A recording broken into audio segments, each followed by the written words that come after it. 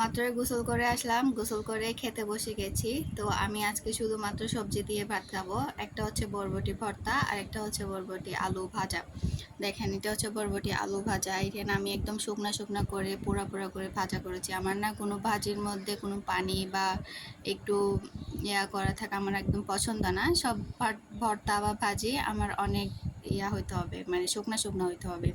আর এখানে হচ্ছে বরবটি ভর্তা। আপনারা কি কখনো বরবটি ভর্তা খেয়েছেন? আমাকে অবশ্যই কমেন্ট করে জানাবেন। এখানে আরেকটা ইন্টারেস্টিং বিষয় আছে, হয়তো অনেকে চিনবেন অনেকে চিনবেন না। এটা হচ্ছে হলুদের ফুল। এখন যে হলুদের ফুলগুলো বের হয়েছে, যেগুলো ভর্তা করে খাই, সেগুলা আমি এসব খাই না। আমি এগুলা, আমার গন্ধটা ভালো লাগে না, তাই আমি মাখি নাই, মাখবো না। ও আসলে ও মেখে খাবে। তো চলেন খাই। অনেক কথা বলা হয়ে গেছে।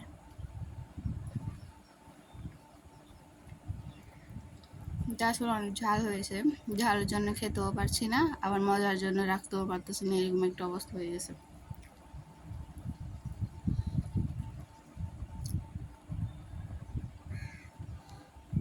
কে কে দুপুরে খাওয়া দাওয়া করেছেন অবশ্যই কমেন্ট করে জানাবেন। আল্লাহ হাফিজ।